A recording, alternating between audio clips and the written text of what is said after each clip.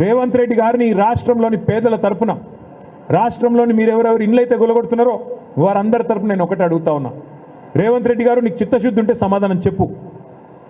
నీ ఇల్లు స్వయంగా ముఖ్యమంత్రి రేవంత్ రెడ్డి ఇల్లు కొడంగల్లో మీరు కోస్గిలో ఇల్లు కట్టుకున్నారు. కోస్గిలో మీరు కట్టిన ఇల్లు రెడ్డికుంటలో ఉన్నది, తాలాబ్లో ఉన్నది, అది కూడా చెరువులో ఉంది. వాస్తవమా కాదా చెప్తావాను ముందుకొచ్చి? నేను రేవంత్ రెడ్డిని సూటిగా అడుగుతా ఉన్నా. నీ ఇల్లు స్వయంగా ఇలా రెడ్డికుంటలో కోస్గిలో ఉన్న మాట వాస్తవమా కాదా రేవంత్ రెడ్డి గారు? మీరు సమాధానం చెప్పండి. ముఖ్యమంత్రి గారి సోదరుడు అనుముల తిరుపతి రెడ్డి, ఆయన ఇల్లు దుర్గం చెరువు FTLలో ఉంటుంది.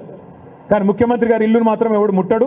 హైడ్రా రాదు, ఇంకొకటి రాడు, ఎవడు రాడు, ఏ అధికారి రాడు, అంత ధైర్యం వాళ్ళకి లేదు. అట్లాగే మంత్రులు పొంగులేటి శ్రీనివాసరెడ్డి ఇల్లు బఫర్లో ఉంటుంది, మంత్రులు డాక్టర్ వివేక్ ఇల్లు బఫర్లో ఉంటుంది, KVP రామచంద్రరావు ఇల్లు బఫర్లో ఉంటుంది, మీ చీఫ్ విప్ పట్నం మహేందర్ రెడ్డి ఇల్లు హిమాయత్ సాగర్ చెరువు మధ్యలో ఉంటుంది.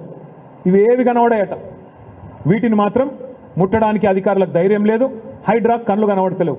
కానీ గరీబోడైతే, పేదవాడైతే పర్మిషన్లున్నా, ఫీజులు కట్టించుకుంటున్నా, రిజిస్ట్రేషన్లున్నా, ట్యాక్సులు కట్టించుకుంటున్నా, నీ ఇష్టం వచ్చినట్టు ఇవాళ కూలగొడతానంటే పేద ప్రజలు వదిలిపెట్టారు. రేవంత్ రెడ్డి గారు నిన్ను, నీ రాహుల్ గాంధీని తప్పకుండా సందర్భం వచ్చినప్పుడు కుర్చీ మడత పెట్టి, ఇలా కుర్చీలో కూర్చున్నా ఎగురుతున్నావు, అదే కుర్చీని మడత పెట్టి నిన్ను తరిమి తరిమి కొట్టే రోజులు కూడా దగ్గరలో ఉన్నాయని చెప్పి కూడా నేను హెచ్చరిస్తా ఉన్నా.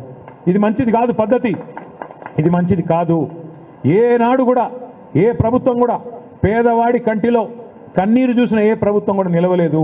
ఇది మంచి పద్ధతి అయితే కాదు.